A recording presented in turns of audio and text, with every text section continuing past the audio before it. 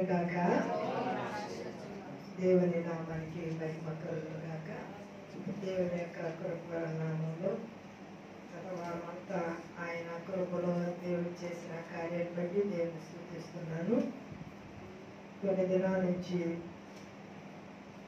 లేదా కొన్ని సంవత్సరాల నుంచి బాప్తిస్తాలు తీసుకోవడానికి కొంతమంది ఉన్నారు సంఘంలో. బాప్తిస్తాలు ఇవ్వడం అనేది మన సంఘంలో అయితే తర్వాత ఆ కాలం తీసుకెళ్ళి ఇచ్చేదాన్ని. కానీ అక్కడ కొంచెం ఇబ్బందిగా ఉన్న పరిస్థితి. ఎందుకంటే అక్కడి నుంచి తడి బట్టలతో రావడం ఆడవాళ్ళకి చాలా ఇబ్బందిగా ఉంది. ఆ కాలంలో కూడా వాటర్ శుభ్రంగా లేకపోవడం, అక్కడే పట్టుకోవడం, ఆ సమయం అడవుల్లో గేదెలని కలగడం అది చూసినప్పుడు బాగా అనిపించింది. ఎంతో పవిత్రంగా ఇచ్చే ఈ బాప్తిస్మం, ఈ వాటర్, ఈ పరిస్థితులు ఎలా ఉన్నాయి అని నేను అప్పుడు లాస్ట్ టైం బాప్తిస్మం ఇచ్చినప్పుడు దేవుని సన్నిధిలో చాలా భారంగా ప్రార్థన చేశాను. చాలా కాలం పడింది బాప్తిస్మం కార్యక్రమం పెట్టలేదు నేను యాడ్ చేసిన తర్వాత. కానీ మనసులో మాత్రం ఆ ఆలోచన ఉంది. ఈ లోపల అనుకోకుండా దేవుని కొరకు బట్టి దేవుని మందిరం కట్టడానికి దేవుని కొరకు చూపించాడు. బాప్తిస్తాలతో కట్టించాలి అనేది ఒక ఆశ. అది దేనికైనా ఇప్పుడు చాలా ఎక్కువ అవుతుంది. ఈ లేబర్ ఛార్జీలే చాలా వేలు అయిపోతున్నాయి మెటీరియల్ కట్టి. అయినా ప్రార్థన పూర్వకంగా దేవుడు మరి నాకు ఇచ్చిన ఆలోచన బట్టి అది ప్రారంభించడం జరిగింది. దేవుని యొక్క మహాకృప చొప్పున ఈ రోజుకి బాప్తిస్తాలతో కట్టడం అయింది. దేవుని నామమునకు మహిమ గాక. హల్లెలూయా. దానికి ఇంకా కొంచెం ఫినిషింగ్ వర్క్ ఉంది. మందిరంలో ఈశాన్యంలోనే మనకి ఖాళీ స్థలం కొంచెం ఎక్కువ ఉన్నది కనుక అక్కడ బాప్తిస్తాలతో కట్టడం జరిగింది. అంటే 2 అడుగులు పొడవు, 6 అడుగులు వెడల్పు, 5 అడుగులు లోతు.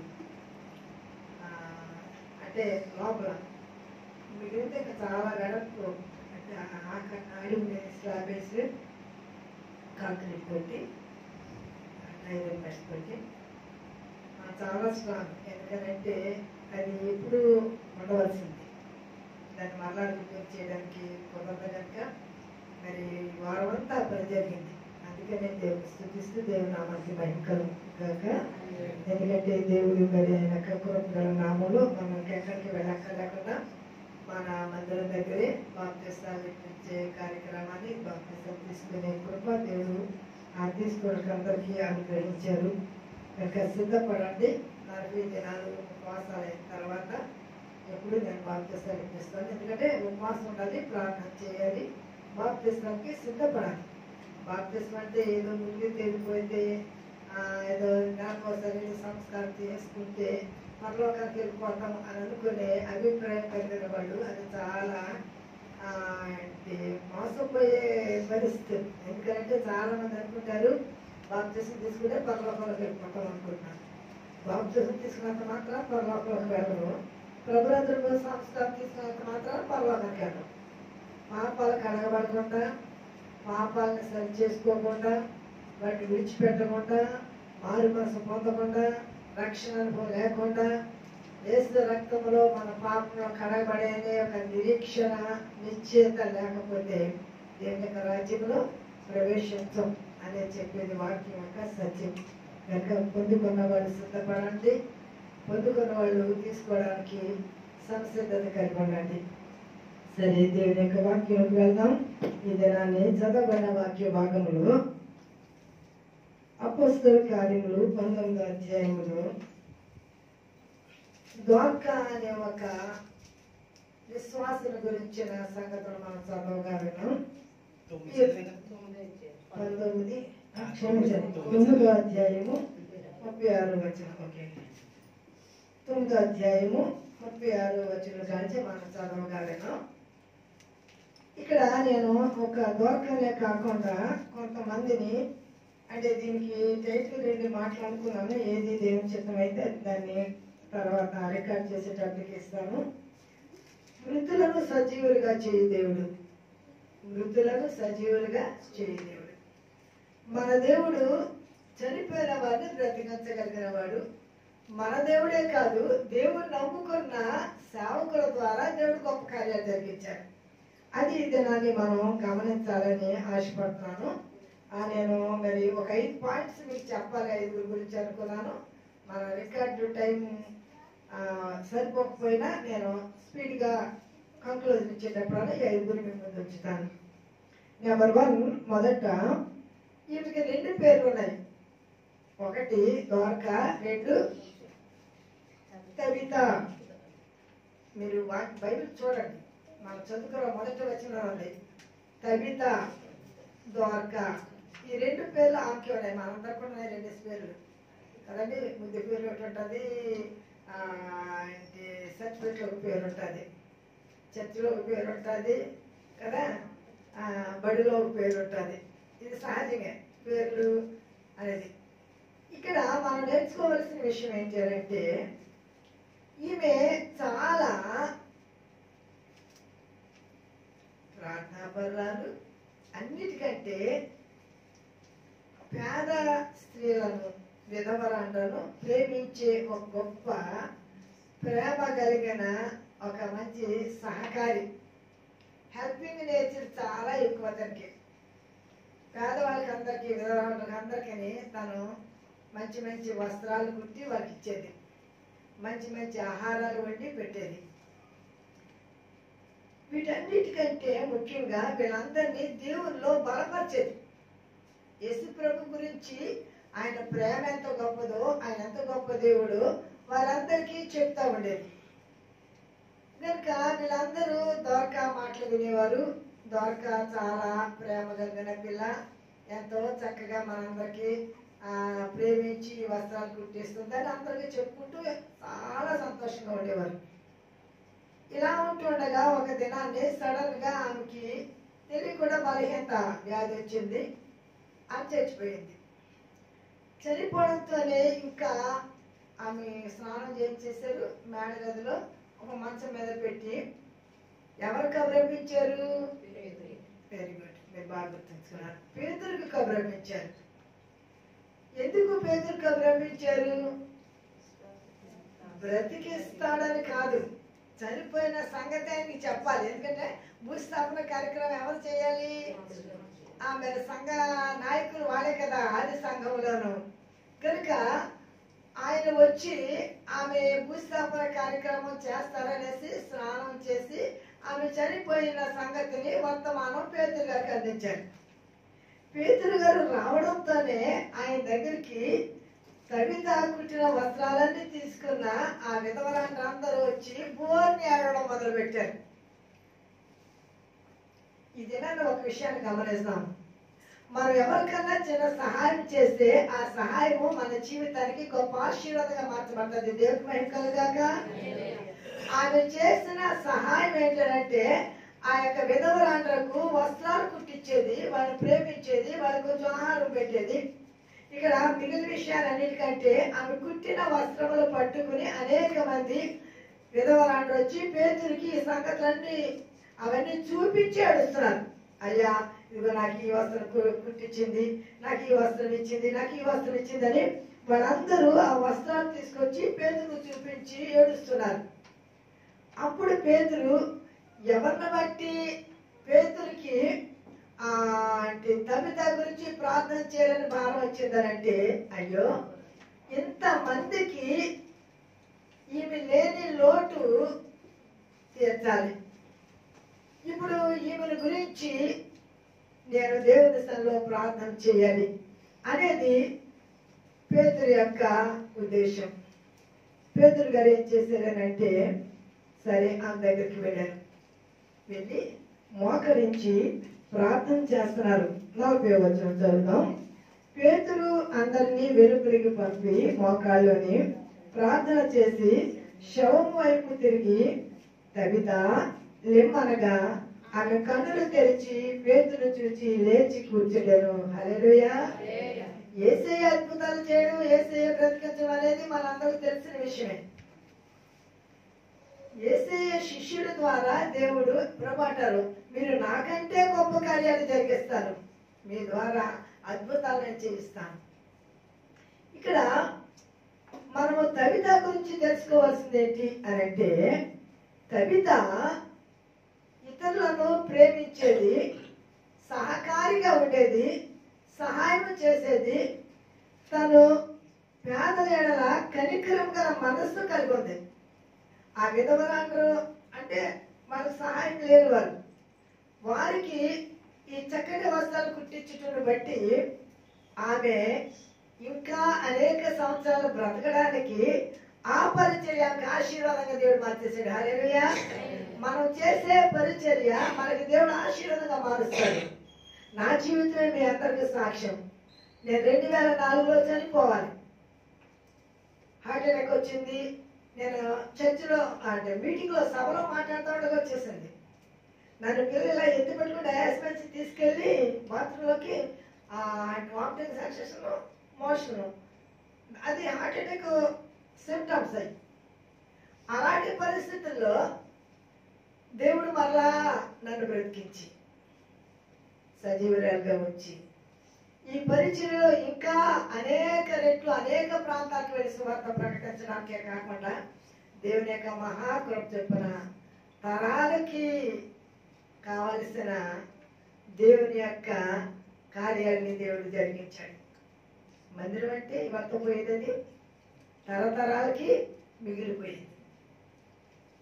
బాప్తిస్మా తొట్టి కూడా తరతరాలకి మిగిలిపోయాయి. ఈ గొప్ప కార్యాలు జరిగించడానికి కారణం ఏంటి అంటే దేవుని పరిచర్య చేయలేదు ఆసక్తి. ప్రభువా, నిండిని గురించిన ఆసక్తి నన్ను భక్షిస్తుందనంటాడు దాన్ని. ఆసక్తి, దేవుని గురించి పరిచర్య చేయాలని ఆసక్తి, నాకు చేతనైతే కష్టంలో ఉన్న వారికి సహాయం చేయాలని ఆసక్తి. ఎవరైనా శ్రమలో ఉంటే, ఎవరైనా ఇబ్బందుల్లో ఉంటే, ఎవరైనా బాధల్లో ఉంటే వారు అడగకుండానే వారి బాధ చెప్తే నా దగ్గర ఉంటే కాదనుకుండా లేదనుకుండా నేను ఎంతమందికో ఈ చేతులతోటి నేను తెలియకుండా వాక్యం చెప్పినట్లుగా సహాయం చేశాను. ఆ సహాయాన్ని దేవుడు ఈరోజు ఆశీర్వాదంగా మార్చి ఆశీర్వడమే కాదు, ఆత్మీయ తల్లిగా అనేక మంది దేవుడు ఇచ్చాడు. దేవుడికి మహిమ కలుగాక. హల్లెలూయా. కనుక మనం చేసేది చిన్నదైనా అది మనకి దీవెనకరంగా దేవుడు మారుస్తాడు.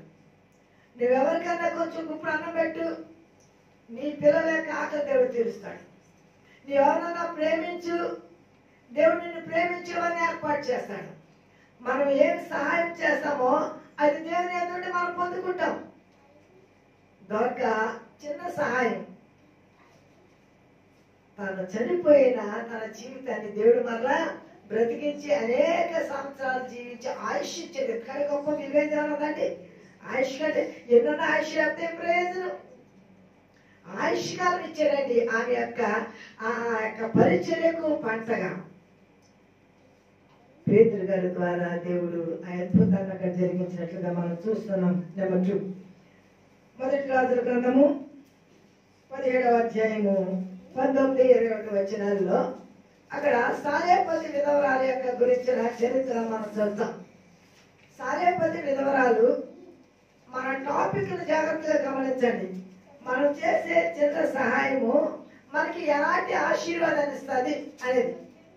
మన చీకటి వెలుగుగా మార్చబడుతుంది, మన దుఃఖము సంతోషంగా మార్చబడుతుంది, మన మరణము జీవముగా మార్చబడుతుంది.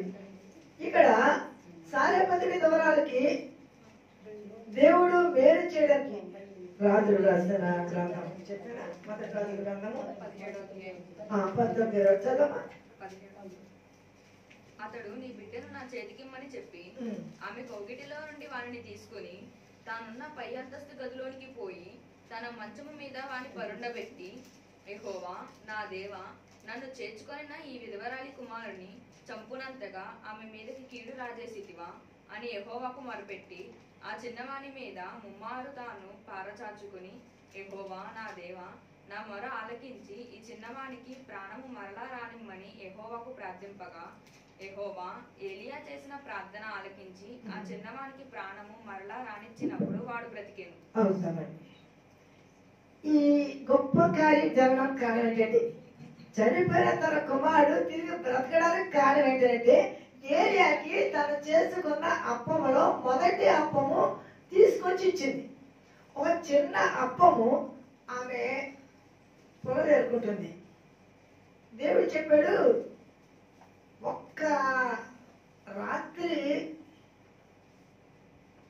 తిన్న భోజనం ఎన్ని రాత్రులు పగలు ప్రయాణం చేయడానికి శక్తి ఇచ్చిందంటే ఏలియాకి 40 రాత్రులు 40 పగలు ప్రయాణం చేసి నువ్వు సారేపతికి వెళ్ళు, అక్కడ ఒక విధవరాలు నిన్ను పోషించడానికి, ఎవరిని గొప్పని పోషించడానికి ఇవ్వచ్చు, రాజును పోషించడానికి ఇవ్వచ్చు, కానీ విధవరాలను పోషించడానికి దేవుడు ఇస్తే విధవరాలే అసలు విధవరాలకే పెట్టేవాళ్ళు ఎవరు ఉండరు.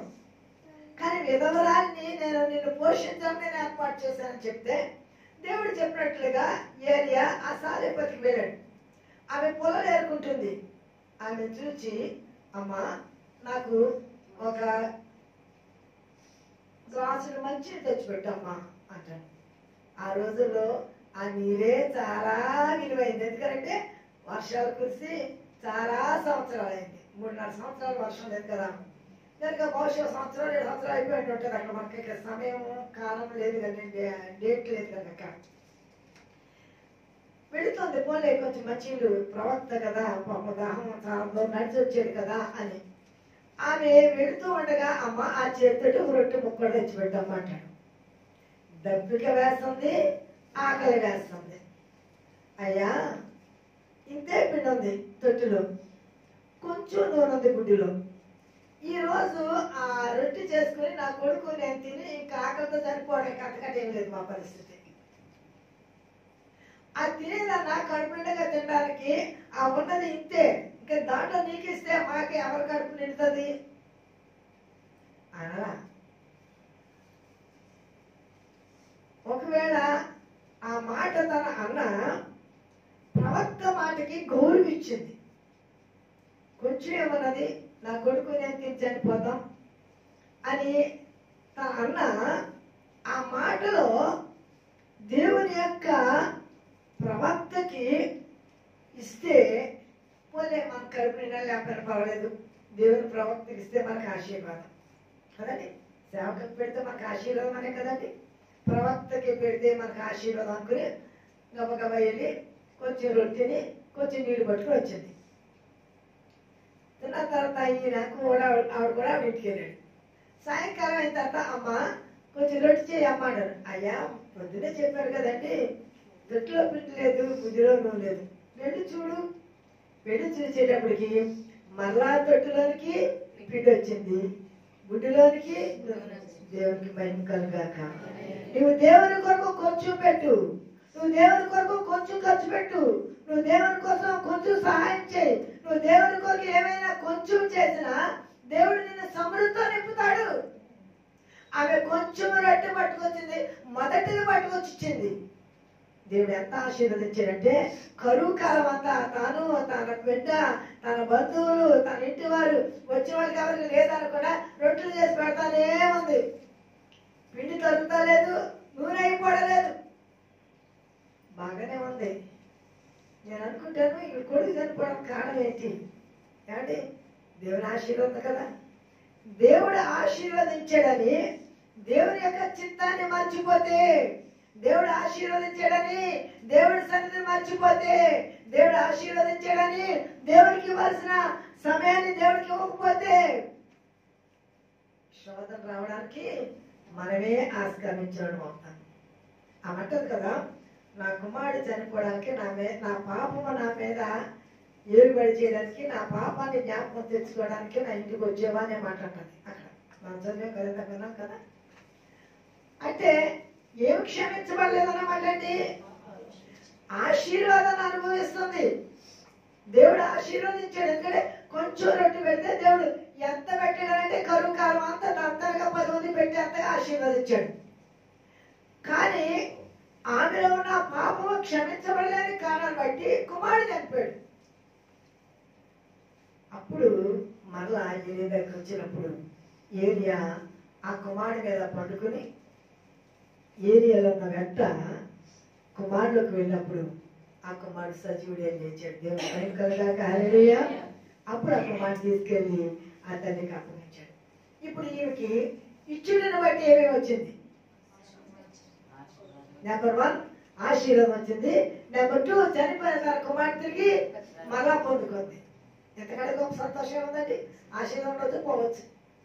కానీ చనిపోయిన కుమారుడు తిరిగి మళ్ళా బ్రతికి సజీవుడిగా తన యొక్క వంశాన్ని నిలబెట్టాడని, తను పోషించాడని, తన యొక్క జీవితానికి ఒక అర్థం ఉందని ఆ యొక్క బిడ్డను బట్టి ఎంతో సంతోషించిన దినాలు తిరిగి మరలా దేవుడు ఆమెకి ప్రసాదించాడు. ఇంకా లేడు అని అనుకున్న బిడ్డని కనుక దేవుని కొరకు మనం చేసేది రెండంతల ఆశీర్వాదం. ఆమె కొంచెం అప్పమిస్తే దేవుడు రెండంతల ఆశీర్వాదం సమృద్ధి ఇచ్చాడు. చనిపోయిన కుమారుడు కూడా బ్రతికి ఇచ్చాడు. నెంబర్ 3 రాజులు రాసిన 2వ గ్రంథము 4వ అధ్యాయము 33 నుంచి 35 వచనం ఉండే వాక్య భాగాన్ని చదువుదాం. ఇక్కడ ఎలీషా గారు, ఈయన ఎవరండి? ఏలియా గారి యొక్క శిష్యుడు.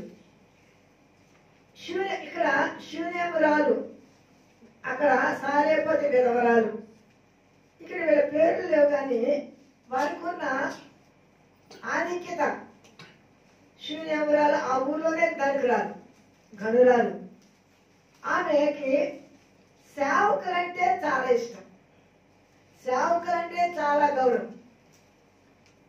నాకు బేతంపేటకి ఎవరు సేవకులు వచ్చారా ముందు వెళ్ళిపోయిందని నేను, మా ఇంటికి రండి అని. ఎందుకంటే నాకు సేవకులు అంటే చాలా ఇష్టం, సేవకులకు పరిచయం చేయడం అంటే చాలా ఇష్టం, సేవకులకు వండి పెట్టడం అంటే నాకు చాలా ఇష్టం. ఆ ఇష్టాన్ని ఇప్పుడు నన్ను సేవకులను చేశాడు. దేవునికి మహిమ కలుగాక. హల్లెలూయా. నేను ఎలాంటి పరిచర్య చేశానో, నేను సేవకైనప్పుడు అంతకంటే ఎక్కువ పరిచర్య. నేను ఒక సామాన్యురాన్ని, సామాన్య స్థితిలోనే సేవకులకి నేను చేయగలిగినంత చేశాను. కానీ దేవుడు కోటీశ్వరులా తీసుకెళ్ళి అంతకంటే గొప్పగా, ఘనంగా, గౌరవంగా నన్ను ప్రేమించేవాడిని అనేక మంది దేవుడు నాకు ఇచ్చాడు. అంటే దేవుడిని మనం ప్రేమిస్తే, దేవుని సేవకులు ప్రేమిస్తే, ప్రవక్తను చేసుకునేవాడు ప్రవక్త వరం పొందులా ఉంది. మన దేవుని సేవకులు ప్రేమిస్తే దేవుడు మనల్ని ప్రేమిస్తాడు. మనకి చరిత్ర అంతా తెలుసు, అంత నేను మీకు చెప్పక్కర్లేదు. ఆమెకి పిల్లలు లేరు. ఆమె ఎంత శ్రద్ధనంటే తన ఇంట్లో మామూలుగా తనకున్న మంచం మీద, తనకున్న కంచంలో భోజనం పెట్టేది. కానీ ఈ నేల ఈమెకి శ్రద్ధాభక్తులు అధికమైంది. మన ఇంటికి వచ్చి పోవచ్చున్నవాడు నిజముగా దైవజనుడని నేను ఎరుగుదును కనుక ఆయనకి ఒక స్పెషల్గా మన ఇంటి మీద ఒక గది కడదాం. ఆయనకి వేరే మంచం, ఆయనకు ఒక బల్ల, ఒక టేబుల్, ఒక కుర్చీ, ఆయన తినే భోజనం, కంచం, దీపస్తంభం, ఇవన్నీ తనకు కావాల్సిన పరికరాలన్నీ సపరేట్గా పెట్టి ఆయన వచ్చినప్పుడల్లా దాంట్లో సేవ తీర్చుకోవడానికి, ప్రార్థన చేసుకోవడానికి కన్వీనియంట్గా ఉంటుంది అని అనుకుని తన ఇంటిలో ఒక భాగం, మొదట తన హృదయంలో భాగం ఇచ్చింది, 2 తన ఇంటిలో భాగం ఇచ్చింది. ఒక ఉన్నతమైన స్థాయిలో ఆ ప్రవక్తని తను గౌరవించింది. అప్పుడు అంటాడు గ్యాసి, ఈమె మన ఎడ ఎంత శ్రద్ధాభక్తులు చూపిస్తుంది కదా, ఇంకేం కావాలో అడుగు అని. నేను రాజుతో కానీ సైన్యాధిపతులతో కానీ ఈ విషయం ఏమన్నా రికమెండేషన్ ఏమైనా కావాలా, నాకు ఏమైనా సమస్య ఉందా పరిష్కరించడానికి అని అడుగుతాడు. ఆమె పిలిస్తే అయ్యా నాకేం లేదు, ఏదో ఆశించి నేను పిలవాలా, ఏదో ఆశించి నేను ఆతిథ్యం చేయాల. మీరు దైవజనులు, కేవలం మీరు దైవజనులనే నేను మిమ్మల్ని పిలిచి ఆతిథ్యం ఇచ్చాను అంతే, అంతకంటే గొప్ప ఏది నేను ఆశించలేదు అని అంటే గ్యాస్ అంటాడు. ఇలా ఆయన ముసలోడు, ఈయన కూడా పిల్లలు పుట్టే అవకాశం సమయం అయిపోయింది, పిల్లలు లేరు. అప్పుడు మీ ఇంటికి వచ్చే సంవత్సరం నీ కుమారుడు కొట్టాడమంటే అయ్యా వద్దు అంటది. నిరాశరాజు అబద్ధం ఆడదు అంటది. ఎందుకంటే నాకు పుట్టడం దేవునికి అసాధ్యమైనది ఏం లేదు. ఆయన చెప్పారు, వెళ్ళిపోయారు, కొడుకు పుట్టేశాడు. చాలా బాగున్నాడు, అందంగా ఉన్నాడు, ఎదిగాడు, చాలా భూస్వామి ఆ నాన్నగారు. ఒకరోజు సడన్ గా ఆ పొలంలో ఉండగా తలపోటు వస్తుంది, ఇంటికి పంపించేశాడు. వాళ్ళ అమ్మ కాళ్ళ మీద పెట్టుకుని ఆయిల్ రాసి ప్రార్థన చేస్తామంటగా చనిపోయాడు. నా తలపోవడం చెప్పి ప్రార్థన పెట్టేశాడు. అప్పుడు అవి ఏం చేసిందండి, ఎలీషా ఏ మంచం ప్రవక్తకి ఇచ్చిందో, ఏ మంచం మీద ప్రవక్త పడుకున్నాడో ఆ మంచం మీద ఈ కుమారుడు తీసుకెళ్లి పడుకోబెట్టి ఇంటికి తాళం వేసి భర్తకి కుమారుడు చనిపోయాడని చెప్పరా, నేను ప్రవక్త దగ్గరికి వెళ్ళాలి, ఒక గాడి నుంచి ఒక పనివాడు పంపించండి. ప్రవక్త దగ్గరికి వెళ్ళి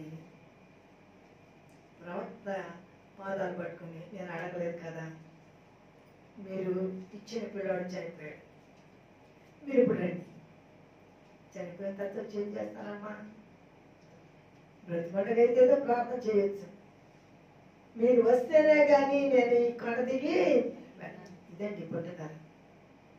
ఈ కార్యం జరిగితేనే కానీ నేను ప్రార్థన ఆఫ్ చేయను, ఈ కార్యం జరిగితేనే కానీ నేను ఉపవాసం ఆఫ్ చేయను, ఈ ప్రార్థన జరిగితేనే కానీ నేను దేవుని విడిచిపెట్టను. యాకోబు నన్ను ఆశీర్వదిస్తే కానీ నేను విడిచిపెట్టను పట్టుకున్నాడు. మన జీవితంలో అలాంటి ఆశీర్వాదం కావాలంటే మనం కూడా పట్టుదల ప్రార్థన కావాలి. ఆమె దిగి వచ్చే వరకు విడిచిపెట్టాం. సరే వచ్చాడు ఆయన, వచ్చి తన గురువు గారు ఏ దగ్గర చేసినదే ఈయన కూడా ఇది ఆ పిల్లవాడు మంచం మీద పండుకున్నాడు. ఇప్పుడు ఏలియాని ప్రేమించిన ఆ విధవరాలు ఎలాంటి ఆశీర్వాదం పొందుకుందో, ఎలీషాని ప్రేమించిన యొక్క శూన్యపురాలు ఘనురాలు అలాంటి ఆశీర్వాదం పొందుకుంది. ఎలీషాలో ఉన్న ప్రభావం కుమారుడికి వెళ్ళింది. వాడు లేచాడు, తుమ్మాడు, బ్రతికాడు. ఆ అబ్బాయిని తీసుకొచ్చి తల్లికి అప్పగించాడు. ఈ సంతోషం అంత కాదు. మనకి ఒక వస్తువు సంపాదించుకున్నప్పుడు కంటే అది పోయిన తర్వాత దొరికితే మరి సంతోషం. ఒక గేదె కొనుక్కున్నప్పుడు అది ఎందుకు పలుతుందో చెప్పరు. అది కనుక వెళ్ళిపోయింది అనుకోండి, అయ్యి బాబోయ్ ఇన్ని పాలిచ్చేది, చచ్చిపోయింది అనుకోండి ఇన్ని పాలిచ్చేది అని చెప్తారు కదా. అలాగే పిల్లోడు బ్రతుకుండగా, నేను ఒక బాబు గురించి అలాగే ప్రార్థన చేసినప్పుడు దేవుని కృపను బట్టి వాడు బాగుపడ్డాడు. మా నాన్నగారు ఫస్ట్ బర్త్డే నేను పరిచయం అయిన తర్వాత వాడు కొంచెం రక్షణ బాగుపడిన తర్వాత వాడు ఫస్ట్ బర్త్డే వచ్చింది. ఇంకా నేను వెళ్ళాను, వాక్యం చెప్పాను. ప్రార్థన అయిన తర్వాత మాస్టర్ నేను మాట చెప్పనంటే ఆయన నిలబడి ఒకే మాట అన్నాను, కొడుకు పుట్టాడని సంతోషించినప్పుడు కనుక వాడు లేడు అని అనుకున్నవాడు తిరిగి మళ్ళా బ్రతికి మా ముందున్నాడు, అదే గొప్ప సంతోషం. కనుక అలాంటి పెట్టుకున్నాను. అంటే అసలు లేడు అనుకున్నాడు మళ్ళా ఉంటే అసలు ఇంకా బ్రతకలని డాక్టర్ చెప్పేస్తారండి. తిరిగి వాళ్ళు బ్రతికారనుకోండి, ఆ ఆనందానికి ఎంత అంత కాదు. ఇప్పుడు వీళ్ళ సంతోషం అలాంటిది. ఎంత సంతోషం వాళ్ళకి రావడానికి కారణం ఏంటన్నమాట అండి, దైవజనుని ప్రేమించి చేర్చుకుని ఆయన ఎడలో ఒక ప్రత్యేకమైన శ్రద్ధాభక్తి చూపించింది కనుక చనిపోయిన తన కుమారుని తిరిగి, ఎంతకంటే గొప్ప విషయం. అసలు సూర్యగ్రహాల గురించి కనుక మనం ఆలోచన చేస్తే దేవుని చెప్పినట్టు ఒకసారి నేను ఆమె గురించే చెప్తాను. తర్వాత కాలంలో కూడా దేవుడు శూన్యం విడిచిపెట్టాల, కరువు వచ్చింది, వేరే ప్రాంతానికి వెళ్ళిపోయారు. తిరిగి మళ్ళీ వచ్చిన తర్వాత ఆ రాజు గారికి ఈమె గురించి ఆ ప్రవక్త చెప్పడం, ఆ సమయానికి ఆమె రాజుగారి దగ్గర రావడం, మేము చెప్పే ఆవిడ ఈవిడే అని చెప్పడం, ఆవిడ 7 సంవత్సరాల పంట పొలమంతా ఆవిడకి అప్పగించడం, ఇవన్నీ తిరిగి తాను పొందుకోవడానికి కారణం ఏంటి అని అంటే తన దేవుని సేవకుల్ని ప్రేమించి దేవుని ప్రేమించటం బట్టి ఆశీర్వాదం పొందుకుంది. కనుక మనం ఇంతవరకు కొందరి గురించి మనకు బాగా తెలుసు. నాయని విధవరాలు, తనకి ఒకే కుమారుడు చనిపోయాడు, పాడి వెంట ఏడ్చుకుంటూ వస్తుంది. యేసుప్రభు ఎదురెళ్ళారు. అప్పుడు ఆమె చూచి కనికరించి, ఈమెమీ యేసుప్రభు చేర్చుకోలేదు, యేసుప్రభుకి ఏమీ ఇవ్వలేదు, కానీ ఆమె దుఃఖాన్ని చూసిన ప్రభు పాడిని ముట్టి అతన్ని బ్రతికించి తల్లికిచ్చాడు. నెంబర్ 5 లాజరు. మనందరూ తెలిసిన సంగతే. లాజరు మరియా మార్తలు యేసుని ప్రేమించిన కుటుంబం. ఎప్పుడు ఆయన బెత్లెహేము వెళ్ళినా, బేతనీకి వెళ్ళినా ఎవరింట్లో ఉండేవారండి? లాజరు ఇంటి దగ్గర. ఆ లాజరు చనిపోయాడు.